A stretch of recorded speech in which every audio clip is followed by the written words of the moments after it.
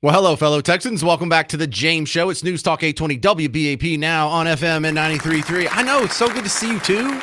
It's going to be another fun show. You know, we're going to spend some time on the Biden book, and I have some audio that I dug out of my Audiotron 3000 here for the James Show that no other media outlet has played that... Dude, you might wreck your car. You're going to laugh so hard. But that's coming up in about a half hour. I got E.J. Antoni in the next hour in the next segment from Heritage Foundation to talk about all things economic. But I just want to put a push pin in your memory bank right here. Today is the last day of the Texas legislative session. We have one day left. And so tomorrow we're going to get a full recap. Now, as it stands now, unless there's a whole change in philosophy down in Austin, you're going to be severely disappointed. Now, there are going to be some things that are run over the finish line today. You'll get a full recap from local state representative Brian Harrison from the Midlothian area. And look, I can't tell you how disappointing this legislative session has been. And one of the good things I like about the Texas legislature is it only meets once every 2 years for 4 months.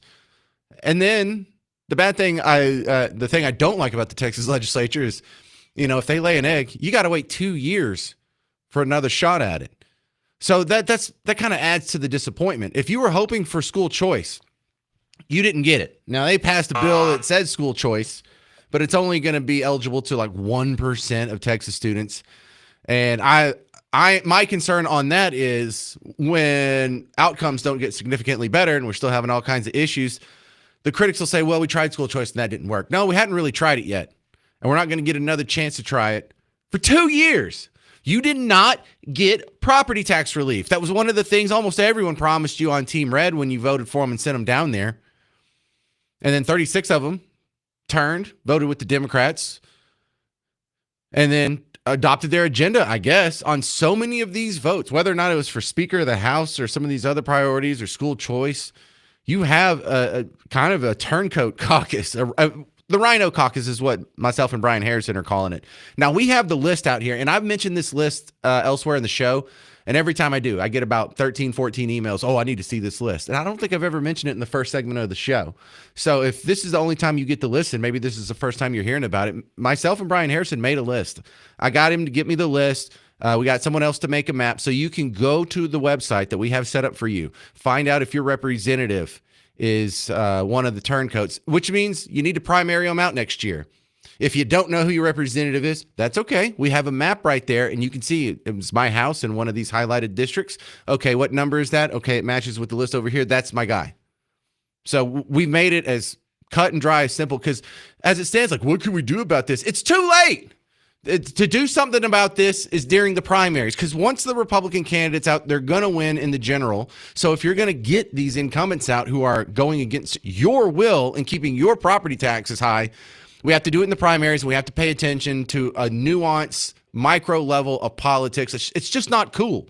It's just not fun. It shouldn't have to be this much work or a part-time job. But here's the ugly little part that we forget, and I forget too. I'm not blaming you. I'm just as bad as you are about this. In democracy, you get the government you deserve, and you get it good and hard. And I guess I haven't been paying attention. And here's me admitting guilt. I don't know who my state rep is. I don't think I'm in Brian Harrison's district, but for where I'm sitting right now for this studio, I don't know who it is. For where my house is, okay, I know who that is. But I do this for a living. We're just going to have to pay more attention. We're going to have, and it's not a whole lot. It's get out to the primaries, maybe encourage some other people to get in the primaries. If you don't have a good candidate, some of you are just going to have to buck up and run yourself. It's going to be a pain in the butt. It's going to cost you a lot of time. It's going to cost you a lot of money. But we need you. We need some people to step up. It's not that hard to become a state rep. There's 150 of them in this state. It's probably a lot easier than you think. But when you do your mortgage, when you did it at the first of the month, and you looked, how much of that payment was actually your house bill? $1,000?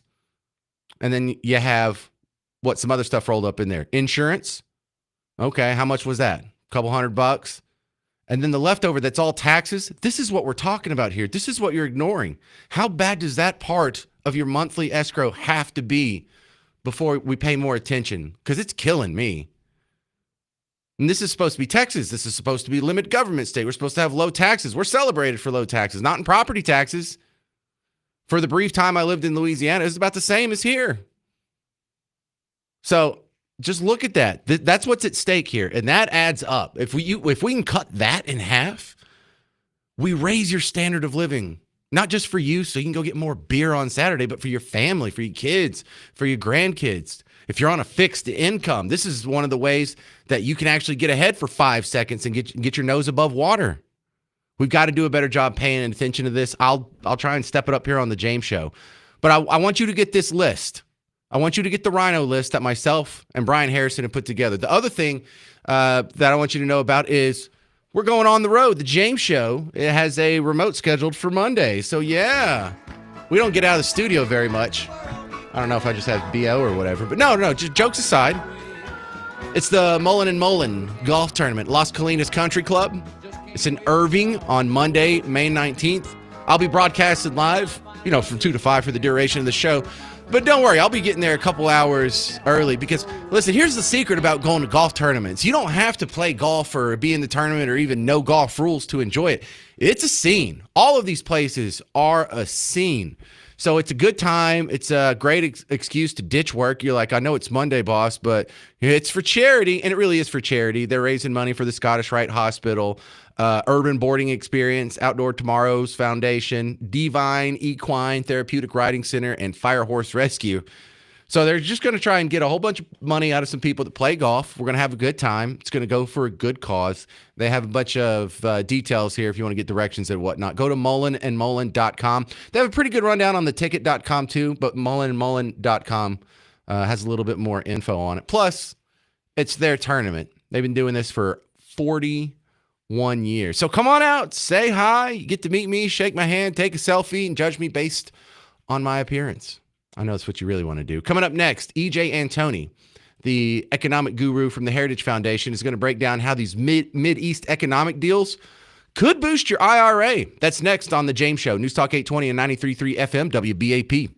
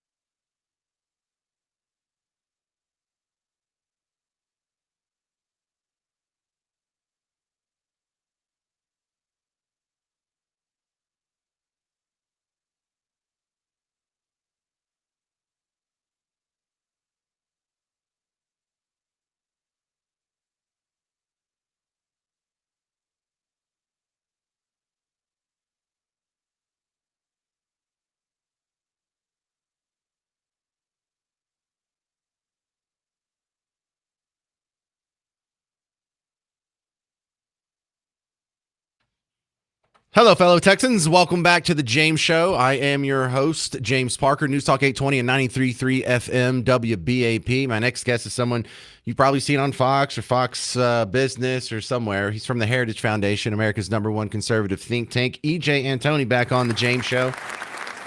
And, I saw last time you were on the show, about 35 minutes later, you're on Larry Kudlow's, and you didn't tell him I said hi.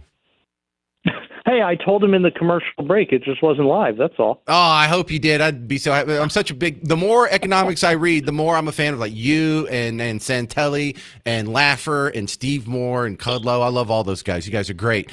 But I need you to break down some of this in regular speak here. When we see these giant deals that are being reported, the headline says $600 billion deal with the Saudis, $1.4 trillion deal with the nation of Qatar. And I mean, these are some huge numbers. Like, I don't even know if these are real numbers. $600 billion. Now, EJ, is that new investments, or are we rolling up transactions that were already going to happen anyway, and we just have, the total package number? No, these are new investments, but it is important to remember, I think, that these are not all instantaneous payments. They're not even in the first year. Many of these projects are things that are going to take 3 or even 5 years, sometimes more, to actually finish. And so it's not as if you're going to get this immediate cash infusion into the economy and into Americans' pockets. It is something that's going to take time, but that's just the nature of investment. So there's two different ways to look at this, or I should say there's two different very important points to keep in mind. One of which is the fact that the reason people are making this investment into the United States that they didn't before is because they now view the United States as a better investment. They're looking at the tax and regulatory changes that this administration is working on, and they see that as a very positive sign that this is going to be a great place to do business into the future. And the other thing that's very important to remember is that Americans will benefit from this because the reason people are investing here is not just that, yes, there is going to be a better tax and regulatory atmosphere, but it's the fact that you're going to be able to employ Americans profitably. So you will have revenue streams for Americans and revenue streams for foreigners. It's a win-win. This is literally what happened for all but 7 years from colonial times through 1870. So that's almost 250 years. And what we constantly had was this capital surplus, in other words, an inflow of capital investment into the United States, and it created a booming industrial economy. Well, also, I feel kind of naive because I see $1.4 trillion coming out of this nation that's about the size of New Jersey, Qatar. And I think even if you do spread it out over 10 years, they're investing $140 billion a year. My God, how wealthy are these people?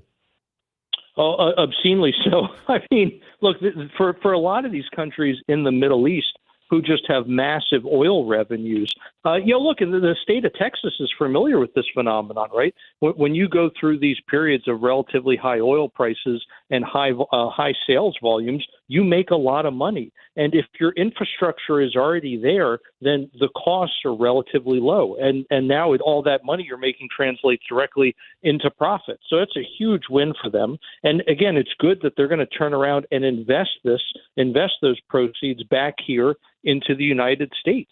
Well, E.J. Antoni, Heritage Foundation, a lot of people, the cynics out there think, well, yeah, they made a bunch of deals with some other oligarchy, rich people, and big business or oil companies might benefit from this. But how does this affect the common man?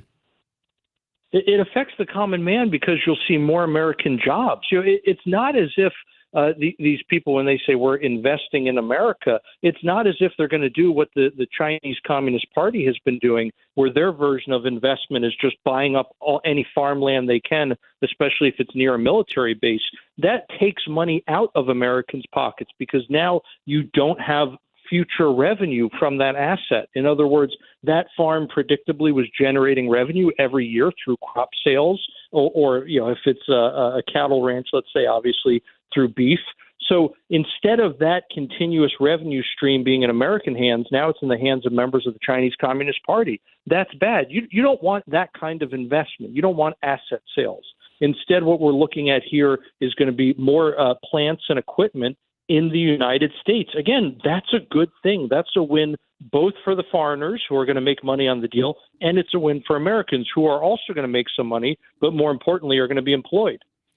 So, explain the lifting of sanctions on Syria. I haven't heard a whole lot of good things about the government out of there, but apparently Trump sees something he likes.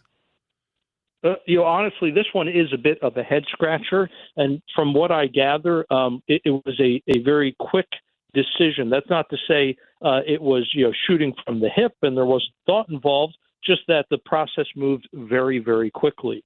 So we'll have to wait and see. Ultimately, hindsight will tell us if this was a good idea or a bad idea. But I have a feeling that it is going to work out well, because what we have seen repeatedly, particularly in the Middle East, when we engage in these crazy nation-building activities, and we end up toppling regimes, and then worse people come in, and we have to sanction them and do all these other things. I think it's high time we start getting our hands off the rest of the world and let those people figure it out. Why do I feel like the threat to rename the Persian Gulf the Arabian Gulf is almost an economic move? Well, that seems to be the new what's in vogue today, right? Is renaming gulfs, whether it's the Gulf of America or the Gulf of Arabia.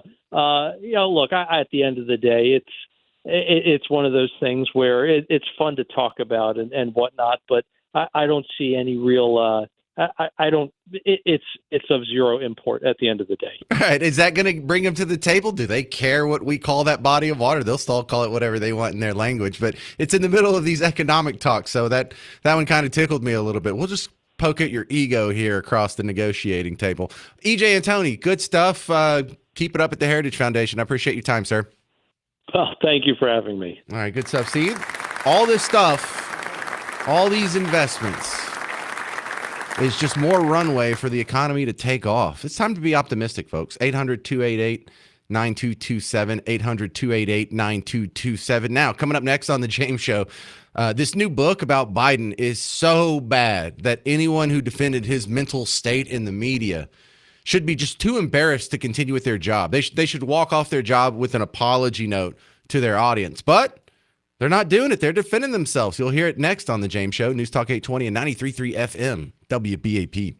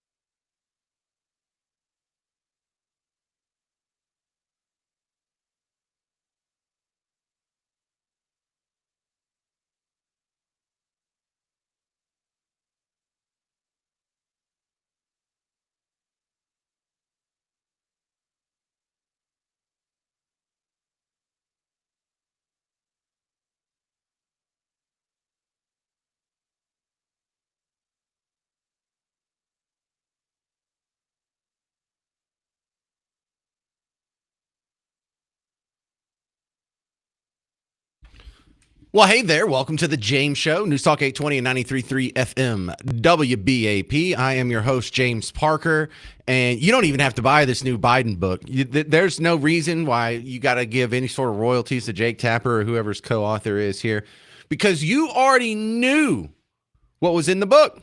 You knew what was in it before they wrote it. This is not an expose for you. This is a confirmation of your pre-existing observations that you were called terrible names for daring to say or believe. And the real question is, was the media duped by the Biden White House when it came to his mental faculties? Or were they active participants? Because it looks quite easily like they were active participants, and this book is a CYA. Cover your A.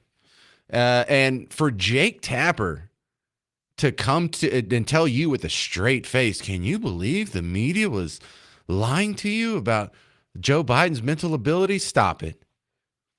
That's like Bill Cosby saying Puff Daddy parties too hard. You're doing it too. You were one of the worst ones. And I have some audio because in the Audiotron 3000, it is just a glorious gold mine of sound bites of people who were saying horrible things to other people criticizing Biden's mental abilities. And since Jake Tapper is one of the co-authors on the book, let me play you a soundbite that you probably have heard other media people bring up, but I also have one that I hadn't heard anyone else bring up. It's going to be, I don't know if it's an exclusive because I don't listen to everyone's show, but I don't think you've heard the other one before. First, let's address the first one here. The one that's been passed around in the last 24, 48 hours the most comes from a segment Jake Tapper did on a CNN show with Lara Trump. Lara Trump is Eric's wife. And so in her criticism, she was brought on CNN, and CNN's narrative at the time was, no, he's not losing his mind. He doesn't have any kind of cognitive decline. He just has always had a stutter. Yeah, that's the ticket. We didn't say that about him in the 80s or the 90s or the aughts or the teens, but now in 2020, remember, this is before he got elected the first time. This was in October of 2020.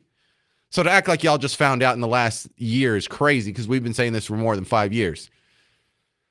I'm going to back it up, though, a little bit and play 30 seconds before what the other shows are playing. I heard Vince play this. I think I heard this on the morning show. I heard it on Greg Gutfeld last night. But I'm going to back it up because before he has the confrontation with Lara Trump, they bring on a clip of a little kid stuttering, like a minor child stuttering. They couldn't get an adult stuttering. This is clearly an emotional ploy to manipulate the audience into thinking Lara Trump's just an evil person making fun of people with stutters. So here's the whole thing in context. I want to ask you a couple things about things that you've done on the campaign trail. Joe Biden, as we all know, has worked to overcome a stutter. And one of the speakers at the Democratic convention was a young. As we all know, no one knew that. No one said that. His entire career until what, 2020? Oh yeah, as you all know. No, we don't all know. This is new information that you're just pretending like has always existed. So an amazingly dishonest start. But here we go. Young boy who the vice president inspired, named Braden Harrington. Take a listen. It was really amazing to hear that someone like me became vice president. Braden Harrington, a very brave young boy. You made this comment earlier in the campaign about Joe Biden. Let's take a listen to that. Every time he comes on stage or they turn to him, I'm like, Joe, can you get it out? Let's get the words out, Joe. You kind of feel bad for him. How do you think it makes little kids with stutters feel when they see you make a comment like that? First and foremost, I had no idea that Joe Biden ever suffered from a stutter. I think what we see on stage with Joe Biden, Jake, is very clearly a cognitive decline. Okay. That's what I'm referring to. It makes me uncomfortable. You are to no. watch somebody on stage That's so amazing. It's so amazing to me that try and figure out an answer. A cognitive decline. Well, when you're trying to tell me that what I was suggesting was I think that you were mocking his stutter. Yeah, I think you were mocking his stutter, and I think you have absolutely no standing to diagnose somebody's cognitive decline. I would think that somebody in the Trump family would be more sensitive to people who do not have medical licenses. diagnosing years ago, politicians of 10 from years afar. ago. Plenty of people have diagnosed your father from afar, and I'm sure it offends you. Your father-in-law from afar. I'm sure it offends you. You don't have any I'm standing not to say. diagnosing him. What I'm saying, Jake, just talked is about that a we cognitive can clearly decline. see that Joe Biden I have is one last struggling question for you, Laura. You many can't. times on stage, and it's very concerning to a lot of people that this could be the leader of the free world. Okay. That is all I'm saying. I genuinely Thank you, feel Laura sorry Trump. for Joe Biden. I appreciate it. I'm sure it was from a place of concern. We And he all- cuts we all her believe off. That. Laura Trump, thank you so much. He cuts her off. He doesn't even give her 2 minutes. She's supposed to have the whole segment. He just goes into something else because someone dared to bring it up and not relent and not jump onto this whole new stuttering narrative.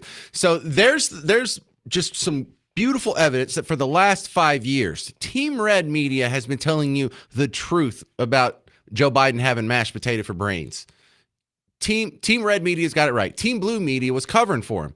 Team Blue Media, even if they didn't see it, they had other people telling them that there was a cognitive decline. So don't act like this just is something, wow, I found out about this months ago.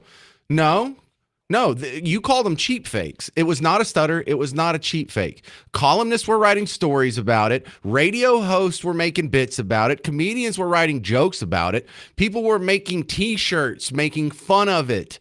TV hosts were running montages of Biden's highlights on an almost daily basis. We all knew, you knew, Jake Tapper, this whole book is a big fat gaslight to cover your butt. And this is not about the Democrats. This isn't even about Joe Biden. This scandal is about the media. This scandal is about people like Jake Tapper, who saw the same cognitive decline the rest of us saw and actively tried to cover it up. They're acting like they were duped. And that's the question. Do you think they were just duped about Biden's mental decline? You think, oh, well, the White House really pulled one over on us this time. No. My contention is they were active participants. 800-288-9227, 800-288-9227. Now, coming up next is going to be the gold nugget of the show here that you haven't heard on anyone else's show. I went back in the Audiotron 3000 the day of the debate last summer that sunk Biden's campaign. There was a narrow window between the end of the debate and the time when all of Team Blue media and Democrat elected officials decided that Biden's going to be thrown off the bus. What did Jake Tapper say in that narrow window after the debate before the narrative change that Biden has to leave? You'll hear that next on The James Show. News Talk 820 and 93.3 FM, WBAP.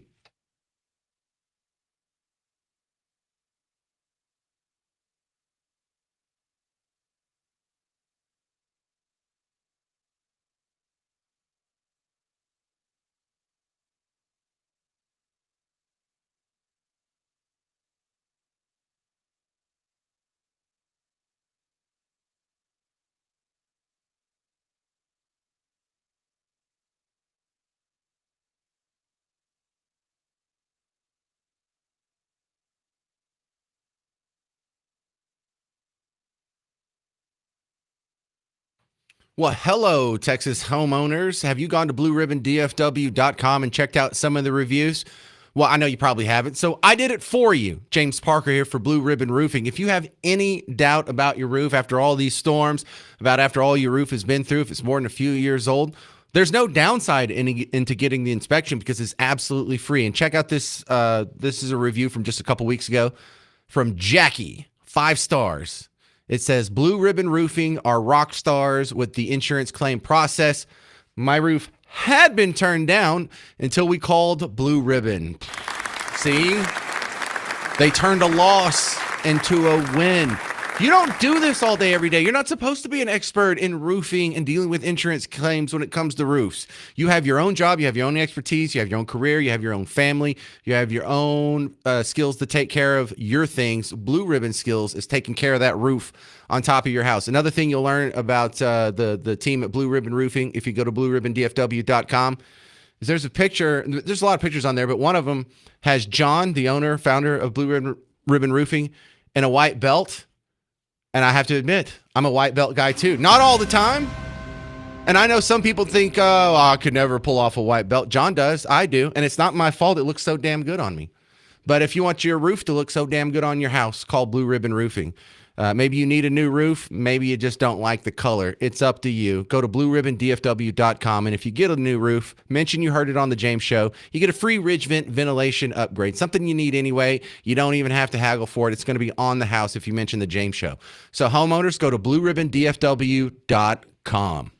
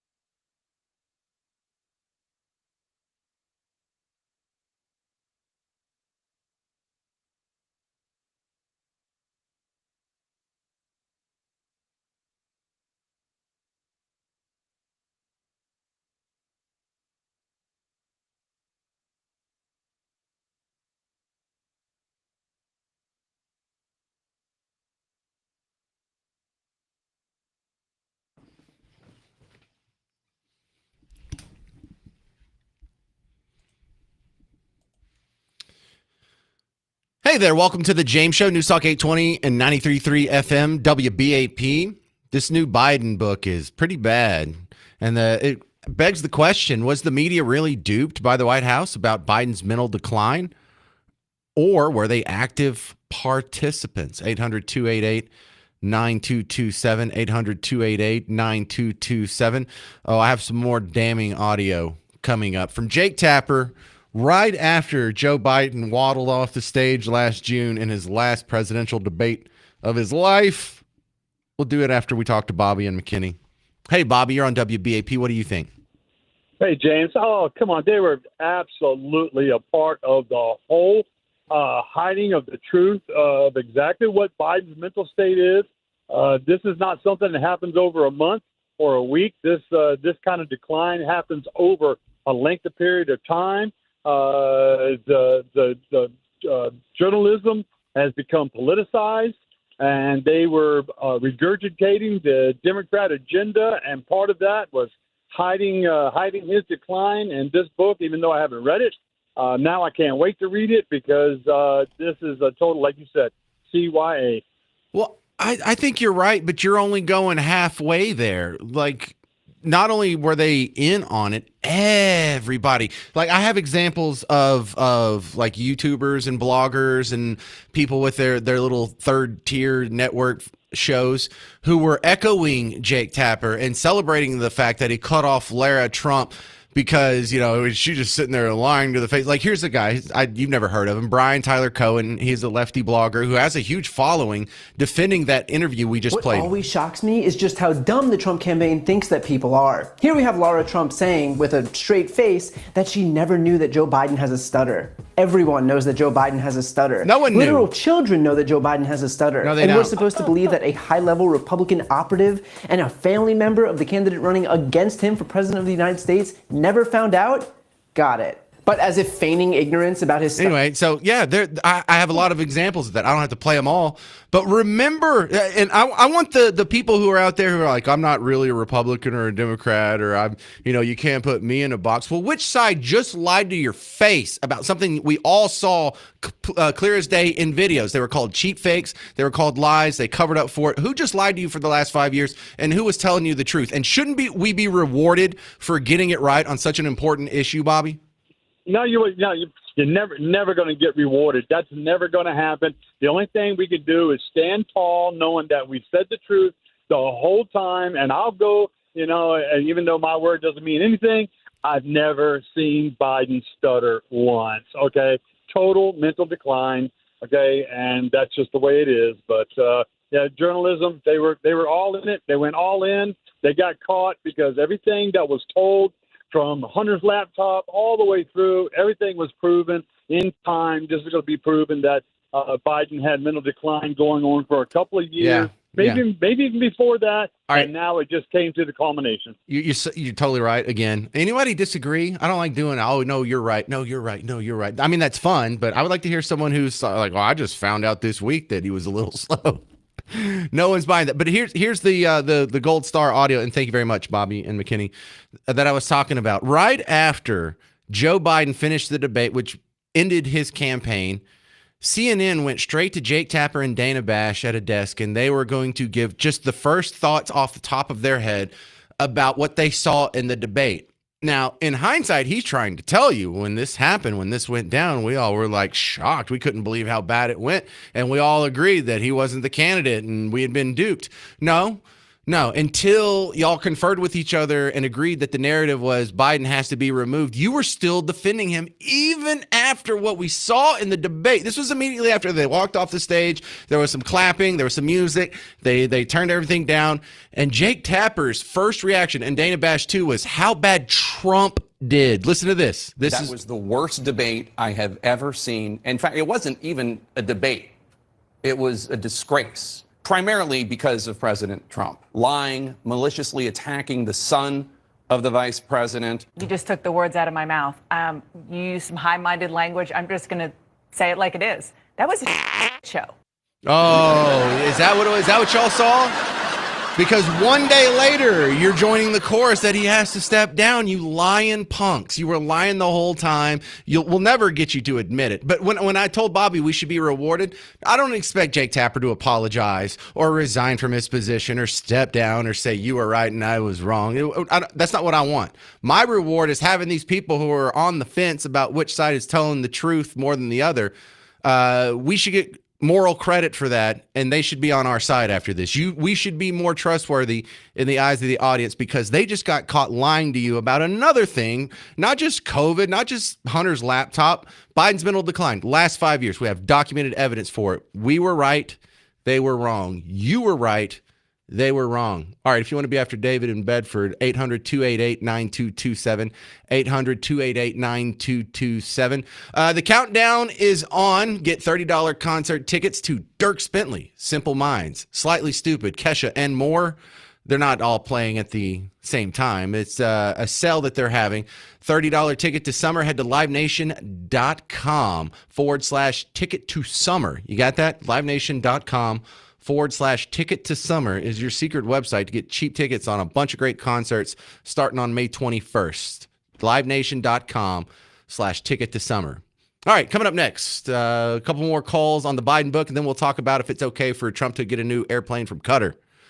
I'm James Parker. It's News Talk 820 and 93.3 FM WBAP.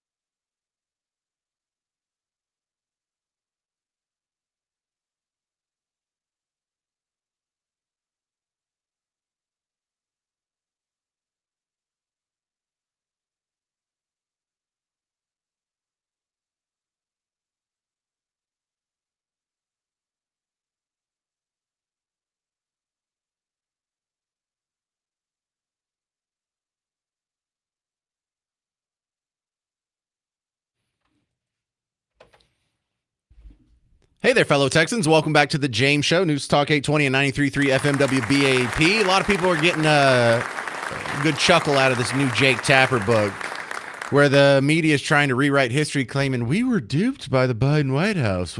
They hid his decline. We had no idea. Well, everyone else had an idea. You're the only ones who didn't see it. It's not believable. But you were called horrible names. People who brought it up they had their interviews cut off. They had all kinds of criticism of them. Like even at the time, like we have so many of these little clips we can go back and play. Let me give you another good one here.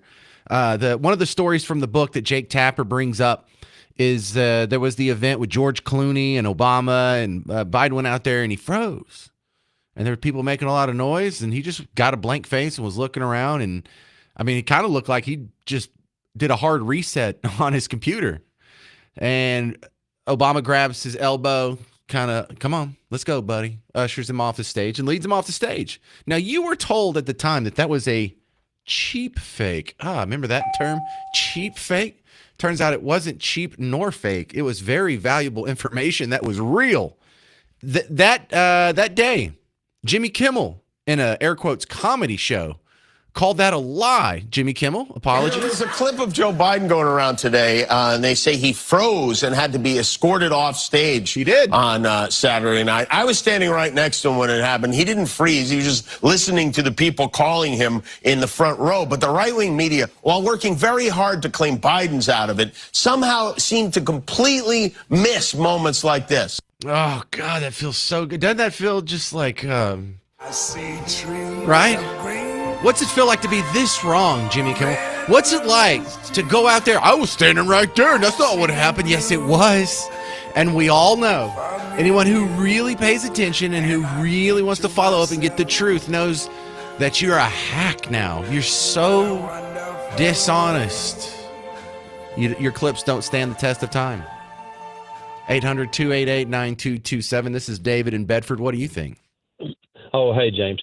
It's just more and more truth that the media is fake news. There's no doubt about it. And it's giving President Trump more and more weapons and video and anything that they've done horrible with the borders being wide open. Everything. How the Democrats can think they can ever win the midterms? It's not going to happen with all this evidence, all this stuff of who they are. Well, is it getting through to the other side? Because if you're watching MSNBC, they're not going over all this. They're not playing you the clips that I just played you. They still have that narrative going where they're all worried about the South Africans coming over and how, I don't know, do they even have like an MS-13 equivalent from white South Africans? We've got to remember we do have now the alternate media, which is working very well, like yourself and others, and along with all the above. But the thing is, what I want to find out, nobody's brought this up, is what did Biden sign, or who was signing for Biden with his auto pen? What measures were being done? That has to be illegal. If anything was pushed under his signature without him knowing any idea what he was signing, and people were pushing him, that has to be illegal. It cannot be. You're absolutely right. Pushed that yet. So if we can establish that there was a significant cognitive decline, you're absolutely right. That brings into question, did he even know what the auto pen was signing?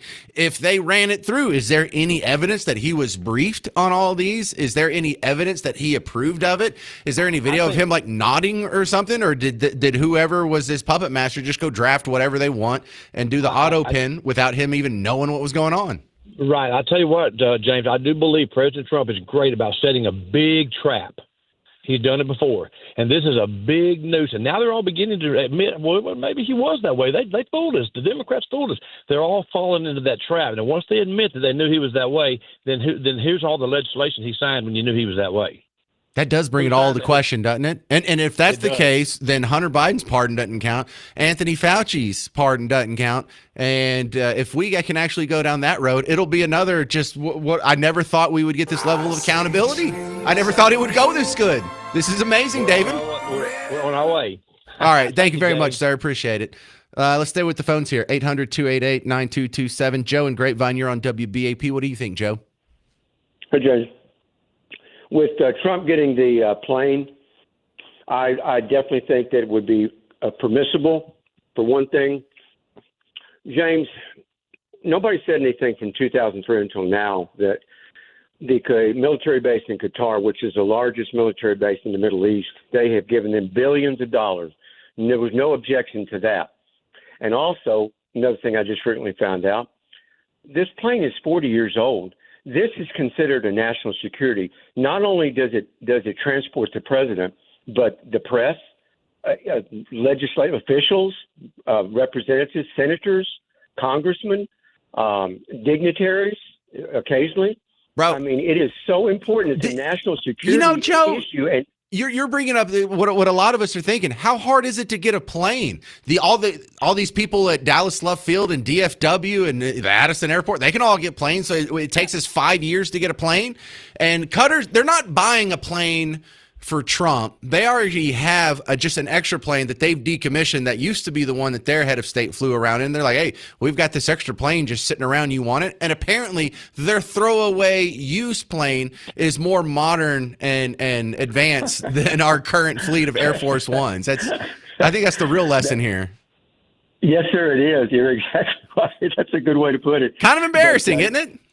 It is because you think, because of course these planes are special planes. They have anti-counter technology as far as flares and I'm sure countermeasures and maybe even escape pods. I don't know, but these are special type planes.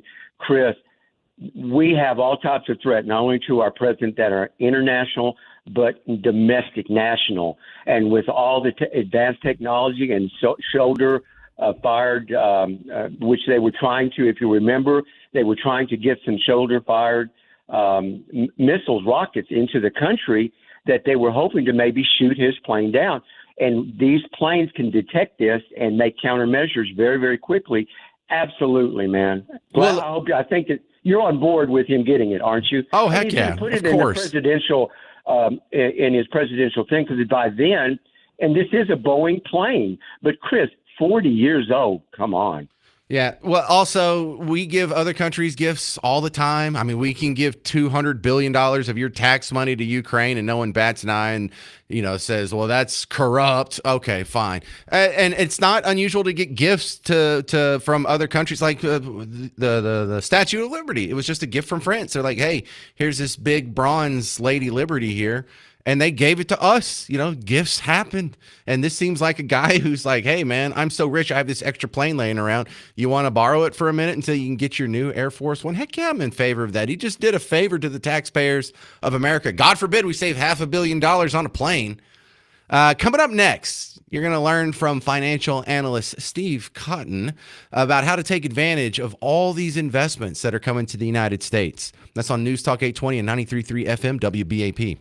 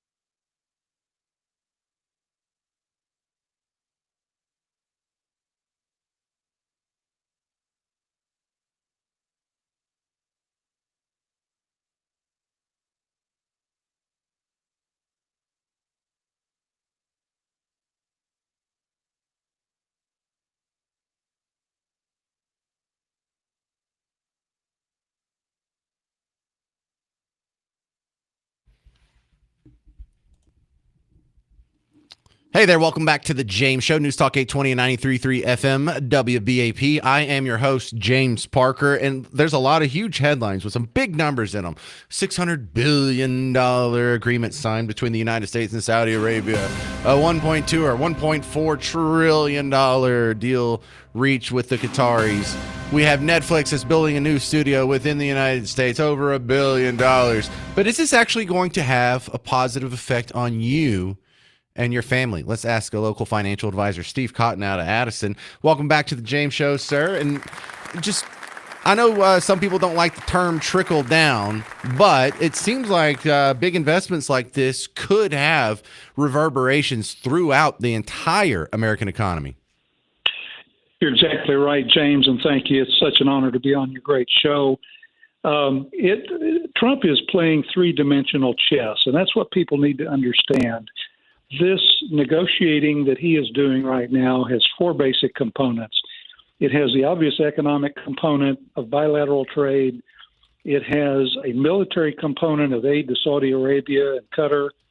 It has a diplomatic component, which the ultimate audiences are also China, Iran, Russia as well.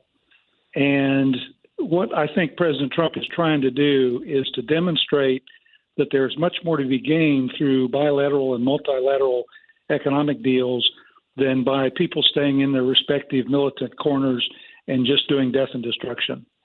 Well, also, there's the old beautiful part of, you know, the capitalist side of the economic thought spectrum that said, you know, wars start when trade ends. And you could say that conversely, when trade stops, wars begin.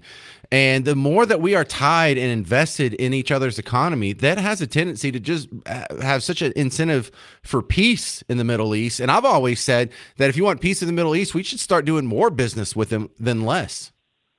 Well, I think that is largely true, but there are some possible exceptions. The Iranian mullahs who run Iran are theocrats. They are not economists. They are not strategists. They are not diplomats. They are not economists. They are theocrats, and they are committed to getting an atomic weapons capability because they see that, much like the North Koreans, as the only guarantor of their militant Islamic regime. So it's going to be very difficult for them to make decisions to enable their nuclear program to be dissembled. They are not going to want to agree to intrusive inspections, and those are the only terms under which I think President Trump will do any kind of deal with them. Russia likewise has red lines. They must not allow Ukraine to join NATO. Putin is going to play hardball on this, and so as good as these economic announcements are and as huge an impact as I think this will ultimately have on the American economy and jobs and consumers in Dallas, Texas, there's a political component to this that should not be underestimated.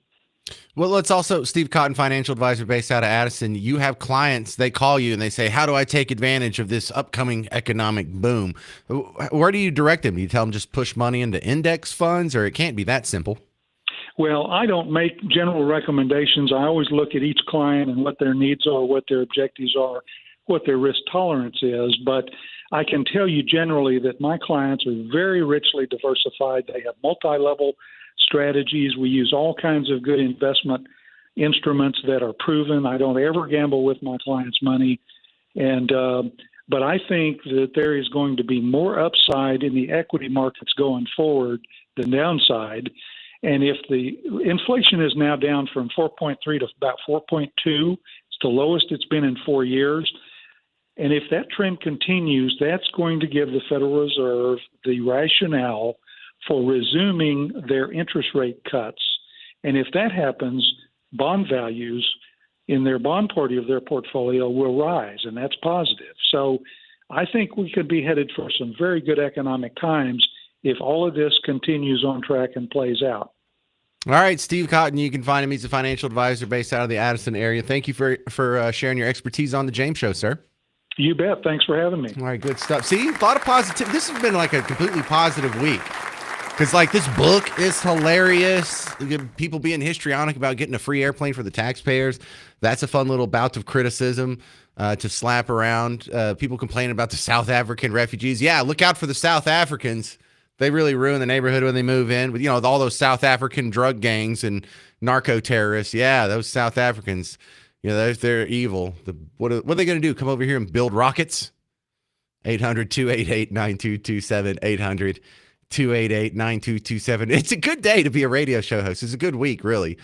Coming up next, Dallas say they may ditch parking requirements, like this little zoning requirement for new buildings and projects and commercial endeavors.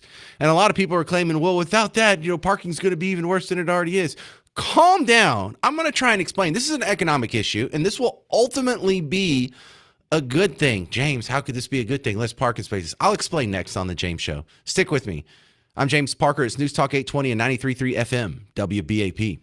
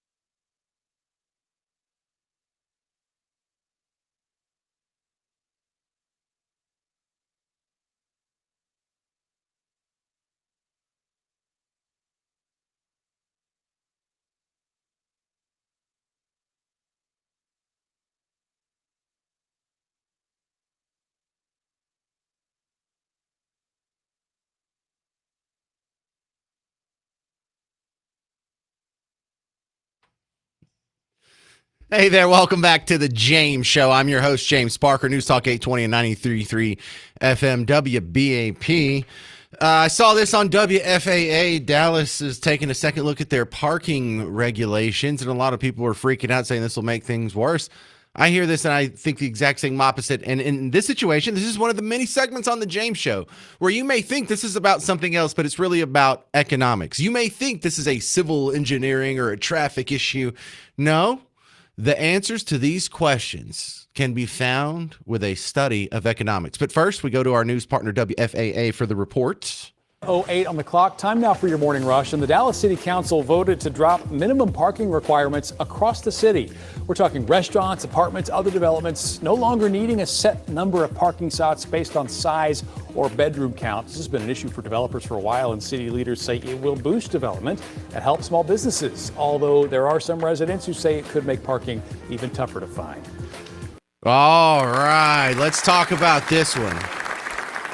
Because you don't have to worry about the number of cars on the road. You don't have to worry about how wide the lanes are or parking spaces.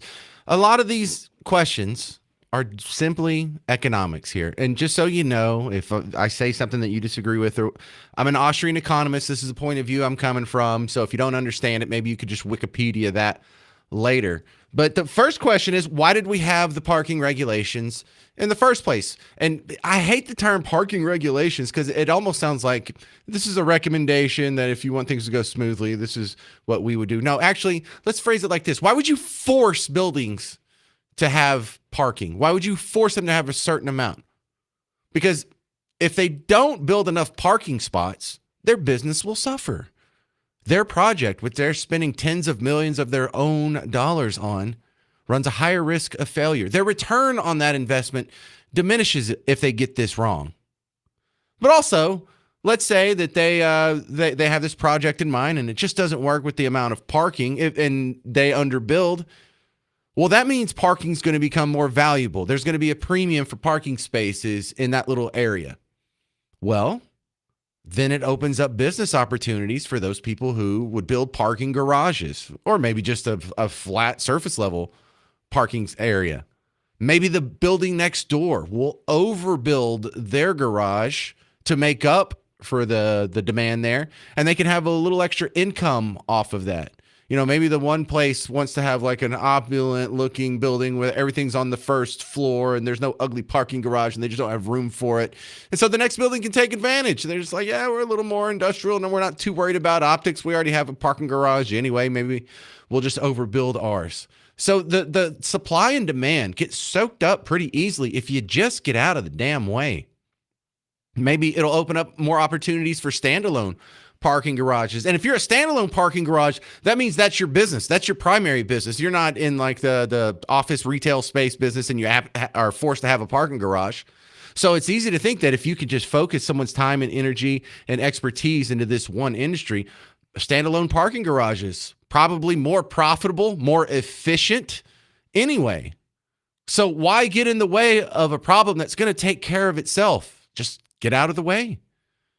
And then there's the basic, this is another just fundamental of Austrian economics, too. The city councilmen and the bureaucrats at the permitting and zoning office and code enforcement, could they possibly know more about real estate development than the people who make buildings for a living?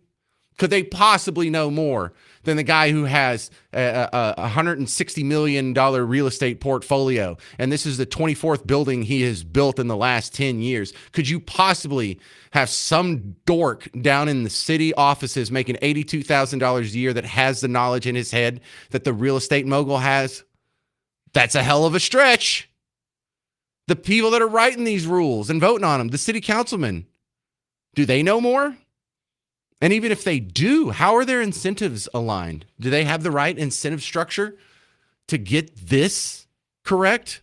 What happens if they're wrong? Do they experience any negative consequences if they write dumb rules that cause investors to change their mind and build elsewhere? Screw it, we'll go build in Irving, or we'll go build in Addison or Plano or Frisco or Fort Worth or Keller or Burleson or something, anywhere but here, because your parking regulations are dumb and they make my project not profitable, or not as profitable as it would be if I just went up 35 a little bit. What's the negative consequence to the city councilmen and the bureaucrats if they get this wrong, if they run off investment? They get paid the same. Wouldn't fewer parking spots incentivize people to actually use DART and bike lanes? Oh my goodness. Now that's something I absolutely despise is DART and bike lanes, but by your own admission, you're trying to get people to use it. We have Bicycle to Work Day, and we have all kinds of glowing praise for DART and public relations and ads for it and whatnot. Do you want people to use DART or not? Do you want it? So you're incentivizing them to use both public transportation and the bike lane and their cars? So if you impose all kinds of costs and controls for DART and bike lanes, but also costs and controls to accommodate cars, it sounds like you just want money and control. Oh, yeah. That makes sense now. Jim in Mesquite, you're on WBAP. What do you think?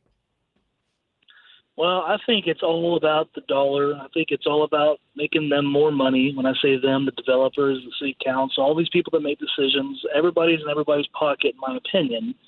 And all these projects, all these road projects, building projects, all the stuff in our city needs to make our lives better and easier, in my opinion. We're the citizens. We're the one that pays for a lot of these projects.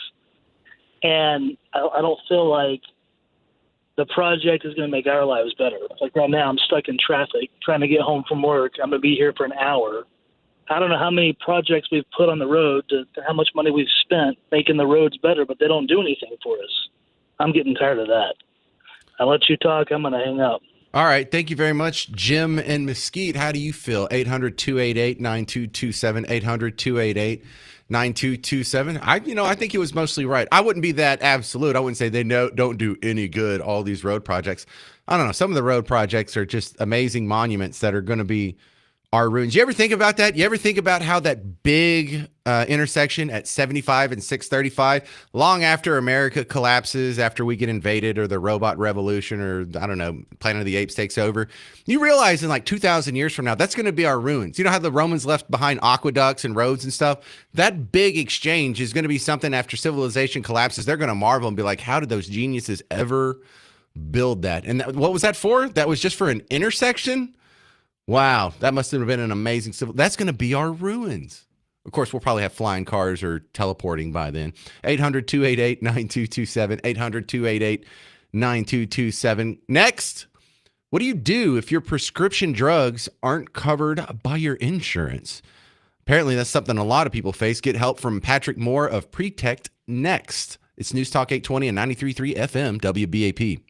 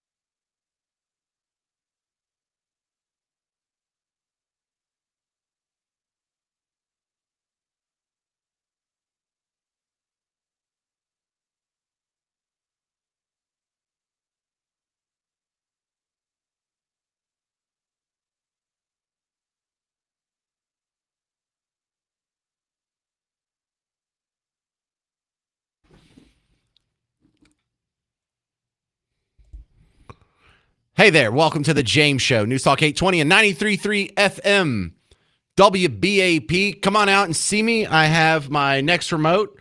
It's coming up on Monday. I'm going to be at the Mullen & Mullen Golf Tournament, Las Colinas Golf Club, Country Club.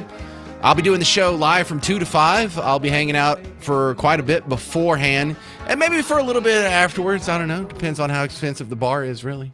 But come on out, say hi. And you don't have to golf to enjoy it.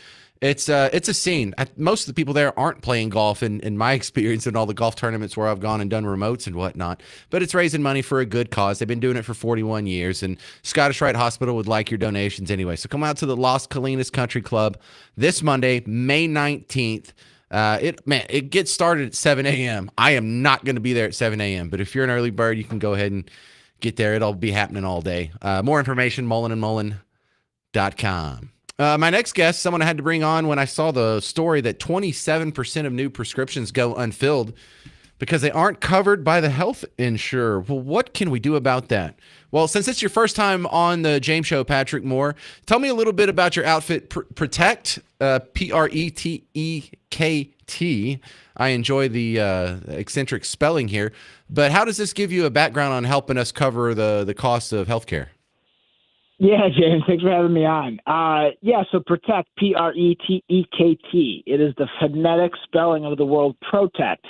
And what we do is really protect employers and their employees from this crazy healthcare world that they all have to deal with. So when we see the headline here, 27% of new prescriptions go unfilled because they're not covered by insurers, that's kind of scary. That means more than 1 out of 4 people are skimping on what could be life-saving medication. Yeah, it's sad, right? And I think the combination of that report and then what the president passed on Monday with the executive order regarding favored nation status for prescription drugs in this country, it's just a week to talk about drugs. But yeah, I mean, people are foregoing medication because, quite frankly, the rent's too damn high. So a lot of people thought that when they retire and they get age 65, you sign up for Medicare and it's all going to be covered. But what does Medicare actually cover when it comes to your drugs? Yeah, it's gotten better actually over the years. Back in 2003, they passed the Medicare Part D Act, and that was under President Bush at the time. And that was a bill that really added a lot of complexity to insurance and drugs specifically, because what happened is the drug companies, they got a whole new market of which they could sell their drugs to. It was a huge boondoggle for them. And what we've seen is drugs have really increased in price ever since. Well, are people who require prescription drugs getting poorer, or are the drugs getting more voluminous, or are they getting more expensive? It's both, brother. It's both. So drugs are getting too expensive. I mean, we are seeing some gene drugs in the multiple millions of dollars. I mean, we have the big growth of the GLP-1s in this country, the Ozempics and things of that nature. The fat shot, as President Trump talked about on Monday. But that drug used to be treated with metformin for $2 a month.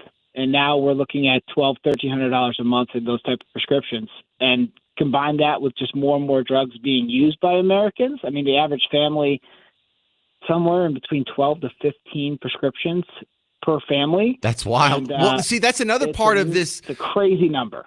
Patrick Moore from Pretect. I don't see a whole lot of people talking about that aspect of there's just more drugs going around. Like the prescriptions per household is something that I don't see a whole lot of people paying attention to. Maybe we're just on too many drugs. I couldn't argue that point. I would tell you that's probably a lot of truth. I mean, unfortunately, there's not a lot of checks and balances in the system. I mean, the first thing that happens is people get a prescription to treat this or that, and we really don't focus on the root of most problems. And the reason is because that's not where the money's at in this country. And so the insurance mechanism that kind of funds all of these things, they get paid on that drug supply chain. And it's really been pushing up the amount of drugs that Americans take. Well, I've just seen it balloon for my dad. I'm on 0 prescription drugs, never had a prescription in my life. But my dad had a heart attack and had some other issues. And then when he got one drug, it had some side effects. So then there was this other drug for the side effect, but that made his mouth really dry and kind of messed up his hunger. So he had to take another drug for that. And all of a sudden, it just cascaded to where this guy's a walking pill farm. Yeah, James, I hate to hear that, man. That's absolutely terrible. But I mean, I saw the same thing. I spent 22 years in the Marine Corps, and I have a lot of my buddies that use the VA system and yes, the mental drugs. That's my dad. Yeah, VA. That's exactly the same thing. VA system. All right. Well, I wish we had more time. But they find you at Protect Health, but you spell it weird. PRETEKT. Hey, I like the eccentric spelling. I like that. Protect.health, not .com or .org. Protect.health. Thank you very much. Appreciate your time, Patrick Moore. Thank you, James. All right, coming up next, Trump is being accused of racism for allowing South African refugees. Do you think it's racist?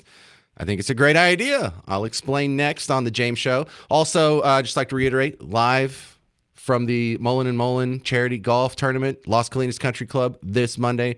Come on out and see me live from 2 to 5, or just be out there all day. It's for a great cause. All right, if you want to jump in, 800-288-9227. It's News Talk 820 and 93.3 FM WBAP.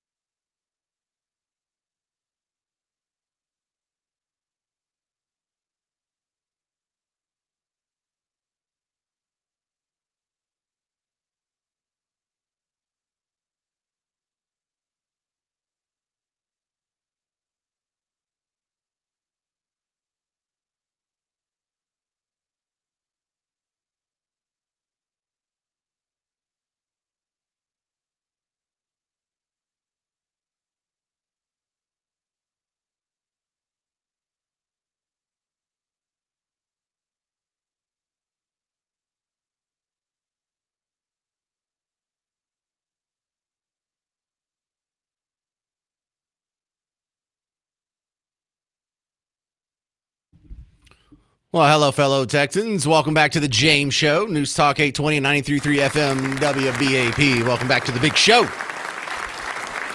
Now, this next story is confounding because it takes sort of an existing pattern and flips it on its head on both sides of the aisle. It seems like on Team Red, we're trying to cut back on the number of asylum seekers here in the United States. I think that program's been abused, and a lot of people who are claiming they're asylum seekers, really it's just a thinly veiled excuse for unchecked illegal immigration. On the other side of the aisle, they love asylum seekers so much, they even want the illegal immigrant, criminal, domestic violent gangbangers returned to the United States after they've been deported. Now we have a situation where Donald Trump was asked about the asylum seekers from South Africa that just got approved. And now everything's flipped on its head. Team Red is embracing asylum seekers, and Team Blue is disgusted by the fact that we would allow asylum seekers. Why is that? Why are you creating an expedited path into the country for Afrikaners but not others? Because they're being killed, and we don't want to see people be killed.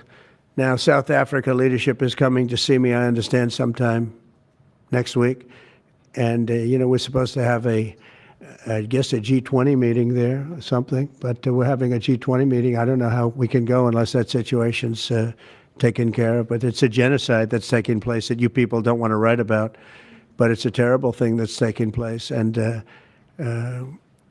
farmers are being killed. They happen to be white, but whether they're white or black makes no difference to me, but white farmers are being brutally killed, and their land is being confiscated in South Africa. And the newspapers and the media, television media, doesn't even talk about it. If it were the other way around, they'd talk about it. That would be the only story they'd talk about. And I don't care who they are.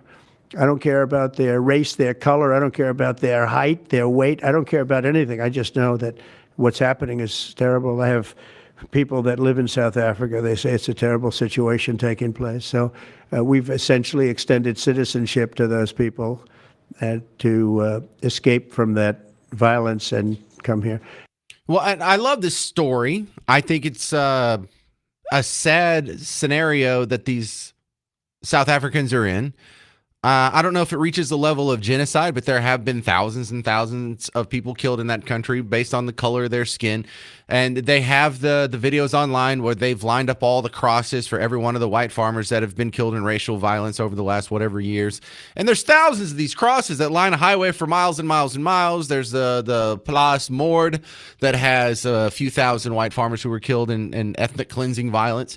So, I mean, there's a lot of people that are being killed. And if everything turns out to be true, like this is racially based, then of course they deserve asylum in the United States. And that's totally fine. And it's also totally fine in the fact that when they come here, they already speak the language. They're already, free market capitalist, developed nation citizens who are going to fit right in. It has nothing to do with color, but it also has something to do with the fact that when they get here, do they start gangs? Do they commit disproportionate amounts of crime?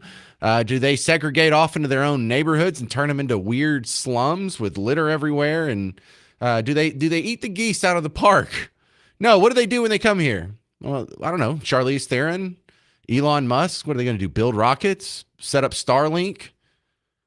So this is a group of immigrants that we welcome with open arms, that it almost sounds like meet the definition of what the asylum policies are spelling out in the United States. So when you go to MSNBC, why do they think we're accepting South African asylum seekers?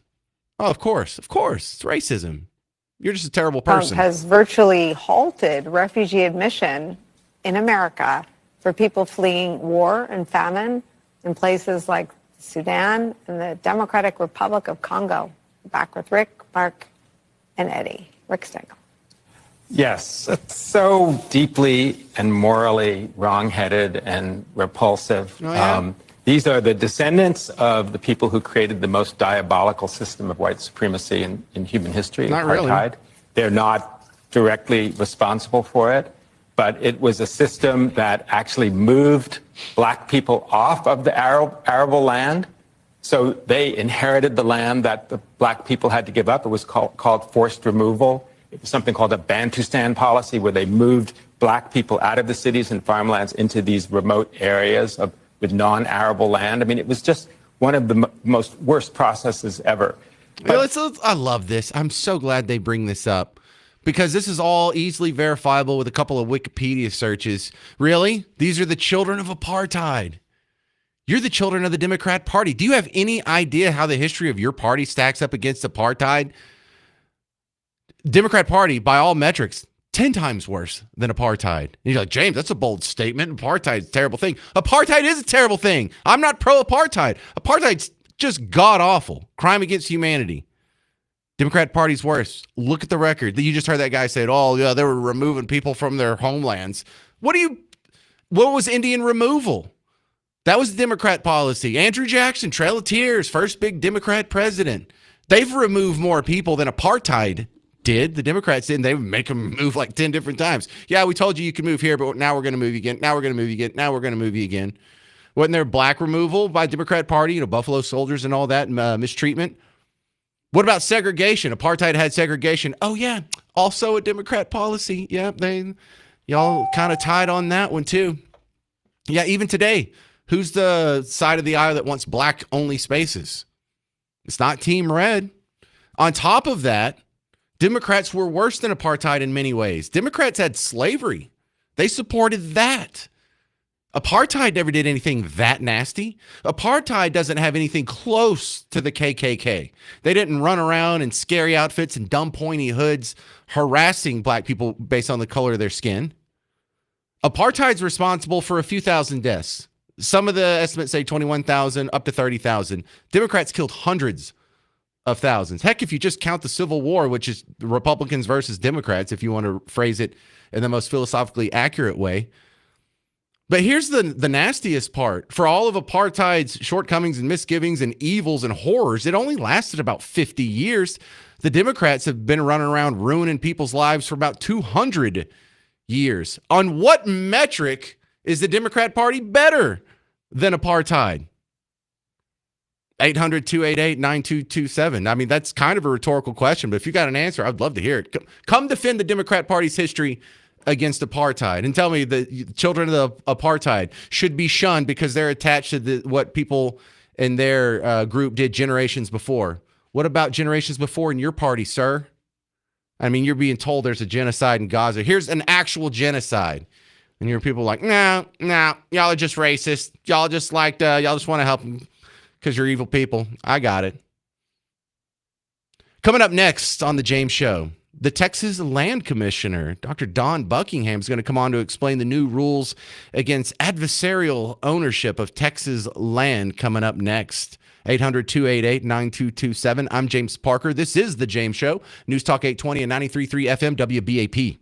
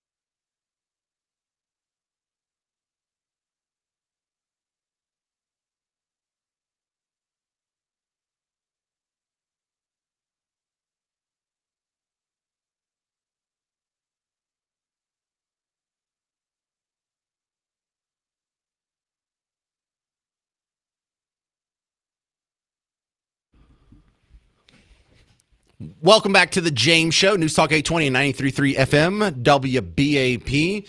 A lot of you have questions about people tied to foreign adversaries buying land in Texas, and more than just land, farmland, properties, buildings, things like that.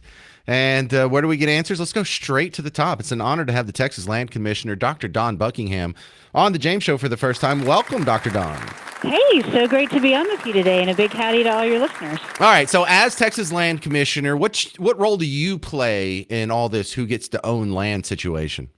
Well, up to now, what I could do is disrupt a sale. In fact, we've intervened on the strategic purchase of a few properties where it had various reasons, whether it was border security or just blocking a Chinese national from purchasing a piece of Texas that we thought was strategic. And that was the extent to my ability. But now we're really excited about Senate Bill 17 by Senator Kolkhorst and, of course, carried by Representative Hefner in the House that would basically ban foreign nationals from countries that have been listed in the last 3 years as being a threat. Currently, that would be China, Iran, North Korea, and Russia, and make sure that they cannot buy real property, which is defined as agricultural land, commercial property, mines, quarries, and industrial property.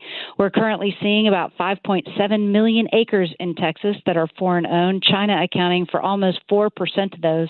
So it's a problem. It's something that we need to address, and we're excited that the legislature is making a move on this. Well, for some countries, like you can't really do business in China if you're a Chinese citizen without the blessing of the Chinese Communist Party.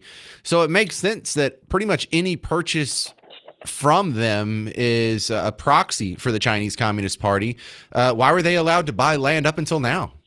Well, I think you bring up a very valid point. It's because we didn't restrict it. They have the protectionist laws that protect them, and then the Chinese Communist Party has a policy that basically conscripts every single one of their citizens to advance whatever their spy or whatever their plots are. So anyone who is of Chinese origin, who owns property in America, whether they were willing or not, would be coerced into helping the Chinese government with their hostile plans toward our nation. So is there any truth to the fact that the Chinese government itself owns land in Texas? Well, what we see are high-ranking government officials. For example, Okay. there was a high-ranking general that purchased a large piece of property adjacent to an Air Force base, built a landing strip on that property that could land any jet, including any military jet, and then built a wind farm and tried to tie into our grid and thus control our power supply. We had to pass a bill several years ago that would, of course, prevent hostile foreign nationals from tying into our grid because we don't want them controlling and crashing our grid. Right. But this next step is also incredibly important because we're seeing strategic Chinese nationals buy property all over the country adjacent to military bases. We're seeing them trying to acquire very important energy infrastructure, for example. And this is where we have a clear message. Texas is not for sale for foreign entities that want to do us harm. So we're talking with Texas Land Commissioner Dawn Buckingham about foreign adversaries, or the citizens of foreign adversaries getting land in Texas. If not all foreign investment is bad, what are the kind of foreign investments you're looking to incentivize? Well, I think you see foreign investment all over the place. There's lots of ways that are productive, but the bottom line is when you have a country that has basically been listed for 3 years as an adversary with obvious intent to harm us, we shouldn't just open our door and allow them to come in and strategically place themselves adjacent to our military institutions, in control of our energy production, our food production. All those kind of things can be weaponized very rapidly, and that's what we're trying to prevent. What do you say to the people who are concerned you could take it too far? You could be restricting too much development or running off projects that would otherwise benefit the people of Texas? I think for the people who have concerns, we have good protections in the bill. The foreign national cannot live in the United States. They cannot have come here illegally through an illegal port of or illegal way of entering. We've got protections for individuals to ensure that we're not overly shutting it down. And again, we're focused on those hostile nations that are strategically putting themselves in a place where they could hurt us. Dawn Buckingham, when we have foreign investment come here, the kind I'm worried about is like before Elon Musk was a citizen, I would have liked it if he had started building all those Tesla plants here before anyone else. I love the fact that he got to buy big chunks of Texas to do his work with Starlink and SpaceX and all that. That's really my only concern. Is there's some people that want to do big projects in Texas because we're such a free state in many ways. How do you allay my concerns that you won't run investments to an adjacent state? Absolutely. It's the bottom line. It's hostile countries that have been listed. What are the countries again? It's right now it's China, Iran, North Korea, and Russia. And they have to be listed for 3 consecutive years on the most recent annual threat assessment reports by the Director of National Intelligence. So they have to peak at such a level that they get listed 3 consecutive years before foreign nationals of that entity are subject to this bill. So Elon Musk would have been just fine to move here and build all those Tesla plants right in Texas, straight out of the gate. So what about all these tracts of lands, like the one you'd mentioned next to the airstrip? Are they going to have to give that up and put it back on the market, or are we seizing that? What happens to the existing land? My understanding is the existing land stays put. It's for future transactions, but this bill enables the Attorney General and the Secretary of State to aid property owners in understanding who exactly owns the entity purchasing the land, because sometimes they put up fronts that aren't exactly accurate, and it gives the Attorney General the ability to take the land away or force its sale should it be determined that an illegal individual purchased this property. All right, we're talking with Texas Land Commissioner Dawn Buckingham. When we continue in the next segment, another big issue that comes up on the James Show a lot here in the last few months is the specter of Sharia cities being planned and proposed for North Texas, and we'll ask what she thinks about those and if there's anything we could or should do to stop them. Texas Land Commissioner Dawn Buckingham when we return on the James Show. News Talk 820 and 93.3 FM, WBAP.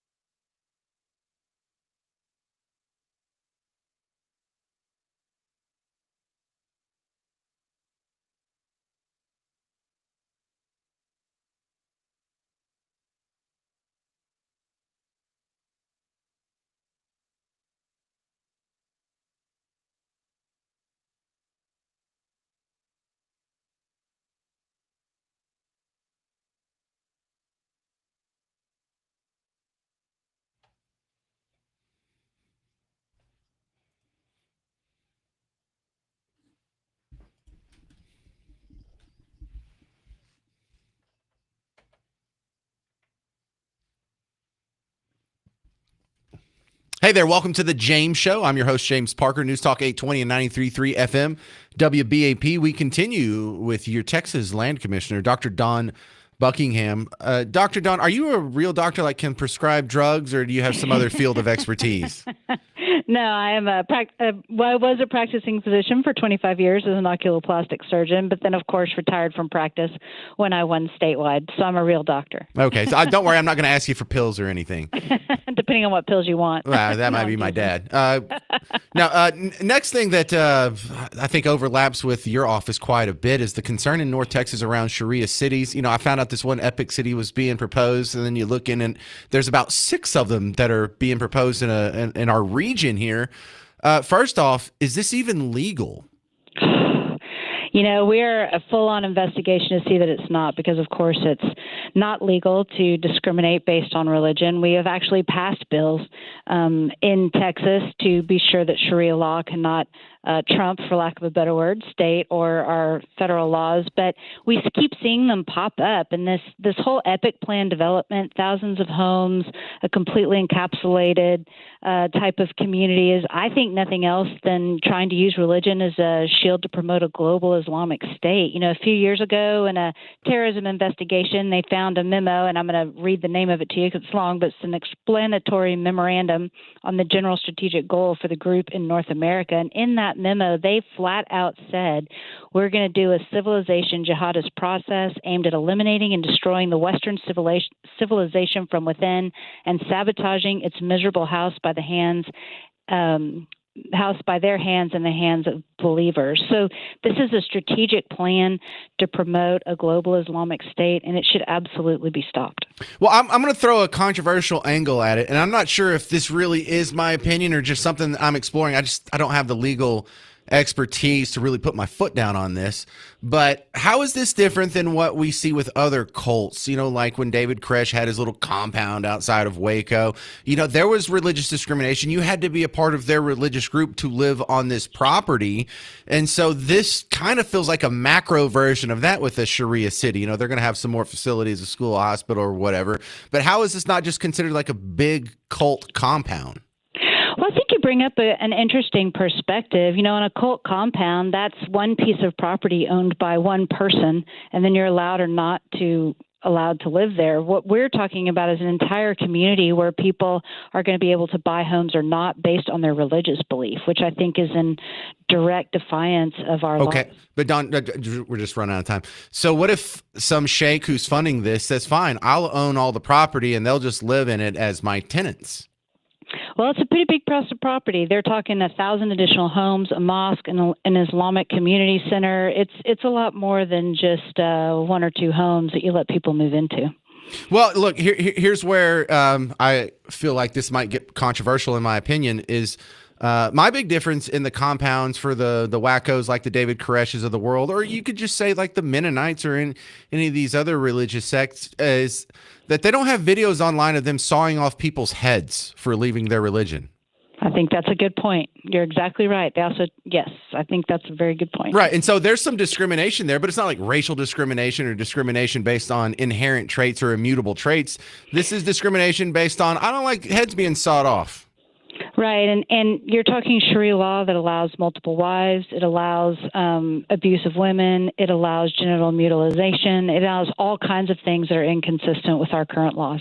I know, like you make your wives cover up, and they say, well, they want to do that. Not when it's 104. I don't think they want to. when they're at the swimming pool, and I don't like think less of them. I feel sorry for them. It's like, you don't have to do that. You're in America now. You're free. You don't have to just live in a whole headdress full of sweat there, because that's what I would be doing if I had one on. But legally speaking, with the tools at your disposal, Dawn Buckingham, as land commissioner, what can you do to stop them? Well, we can do lots of things. We're having multiple agencies looking into it. Senator Cornyn has gotten the Department of Justice involved. Attorney General Kim Paxton is looking into various things. We've got environmental access is looking at it. So we're looking at it a lot of ways. They don't have the permits to build the houses. We think that their proposed and stated objective is inconsistent with state law, and I anticipate we will cease the community's further development. Well, if there's any way we can help get the word out, just let me know. Be in touch. I hope I can keep this job for a little while, and we can do this again. We'll look forward to that. Thanks so much. Maybe there's some way we can put that in law. It's like, no, we don't approve of racial discrimination or even discrimination because you're a different religion. It's the head sawing. That's kind of where we draw the line. Coming up next on the James Show, you're going to hear there was a hearing in Congress with Robert F. Kennedy Jr., and he was interrupted by some protesters having a hissy fit, but this was during official congressional business. So can we round all these people up, throw them in solitary for 4 years like the January Sixers? You'll hear the hissy fit next on the James Show. News Talk 820 and 93.3 FM WBAP.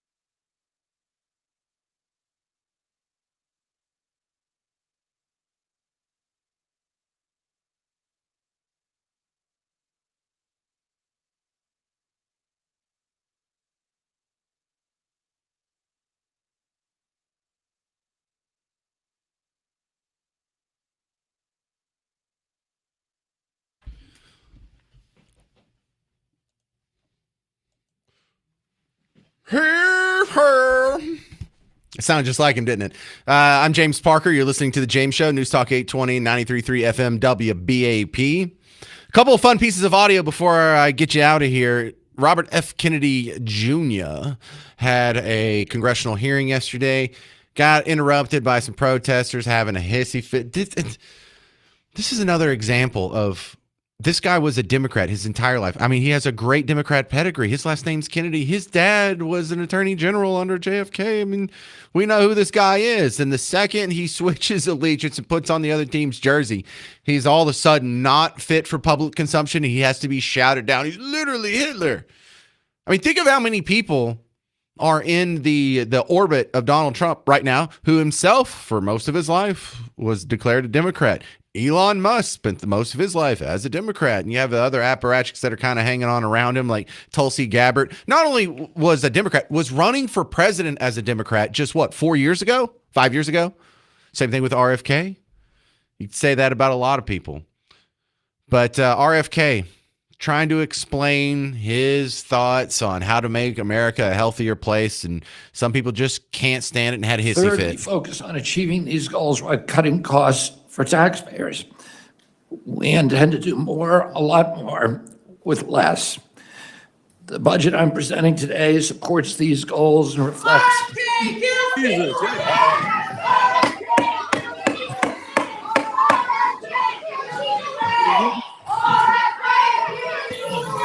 The witness will suspend. The committee will come to order. Capitol Police are asked to remove the individuals from the hearing room. Members of the audience are reminded disruptions will not be tolerated. That sounds like Bill Cassidy from Louisiana there. Congress pays for bombs to kill Houston Plaza. Members of the audience are reminded disruptions will not be permitted. All right, this goes on for another 30 seconds or so before they finally have to physically remove them from an active congressional, this was an official act of Congress, which you learned on January 6, 2021, is literally an insurrection. So now I guess we got to go round these people up. We'll go throw them in solitary confinement for a couple years without their full complement of due process hearings and see how you like it. Oh, that's right. We don't do that because we're not the bad guys. Oh, yeah, that's right. We're not going to do that because that was a gross overreaction and violation of human rights when y'all did it to the January 6ers. January 6ers, how you feel about this? Does that make you feel good? They get to go out and have hissy fits whenever they want. They get to go into places where they're not invited. They get to interrupt official acts of Congress and get away with it. What are they going to get? A misdemeanor, if anything? Did they just get kicked out and told not to, your passes are revoked? Ugly stuff, isn't it? Do we do that to them? Do we have goobers who will go interrupt just with random shouting, not even making a point, not even changing anything, just making a scene? Do we do that to them? So which side is more mature? Which side's more civilized? Which side is taking governance more like an adult versus a child? Pretty obvious if it happens over and over now, doesn't it? Next piece of audio that I think you'll get a good kick out of. There's a guy named 607 Unk. I suspect that's not his Christian name, primarily because he's self-proclaimed Black Hebrew Israelite. I don't know if he really is or if this is just a character he's playing, because he certainly seems to be in character. But this is at Capel City Council just, 2 days ago. And I love these people who do this. Do you understand what level of bravery it takes, even if this is an act? What level of just being able to swallow your fear and go out and do this? Because everyone's number one, not everyone, but when they do surveys, the number one fear of a majority of the population is public speaking. Then you have 607 going to the Capel City Council and just running with it. Number 607 UNC. Is on? Everybody, I'm locked in a firmament and I'm stuck in assimilation. Name and address, please. Oh yeah, my name. I'm from the Paroma. That's like in the heavens. It's like the same as heaven, but it's different. Oh yeah. And I come to talk about Trump because I love Trump, and y'all disrespect Trump, and y'all don't know that y'all devils, and y'all come from the devils. Y'all fell from heaven. And y'all don't know that Trump is good. He black stuck in another body because the world assimilation and everything is reincarnated. Oh, sorry. Everything is reincarnated. Everything? And I got some papers I need y'all to sign because I'm trying to let everybody know that Michelle Obama is a man. Her name is Michael. And don't nobody know. But this right here, if y'all can help me sign this, we can kind of like get a gender reveal. Because she's a man. I mean, he's a man. It's kind of like a he, she. But it's different. But I need to get out the firmament. And I need to get to Antarctica. So I need you guys to help me get to Antarctica too, right? Because y'all blocking me from Antarctica. And you doing it for sure because you know you feel from the heavens. And I can look at you and tell that you Napoleon, you Lucifer, you Satan, you devil. Leave Trump alone. And Hillary Clinton stupid. And Bill Clinton did inhale that weed. He said he didn't, but he did. I know he did. Because who smoke weed and don't inhale? And that's all. Thank you guys for having me. I love you guys. America, make America great again. Put up the wall, and I love you. You love me. Bring Barney back. That's what the James Show sounds like when I have too much coffee in the morning. All right, come on out and see me. The James Show is going to be on the road doing a live remote on Monday. Monday's show is going to be live. You can come out and watch the show. Or you don't want to sit there for 3 hours. Just come by and do what most people do. Watch it for about 12 minutes and then move on. But it's the annual Mullen & Mullen Law Firm Charity Golf Tournament. It's going to be at Las Colinas Country Club this Monday, May 19th. Come on out, say hi, shake my hand, get a selfie, judge me based on my appearance. I'll be out there a little earlier than the show, but you can get that out there as soon as 7 a.m. if you're one of those early birds. Go on out. More information, mullenandmullen.com.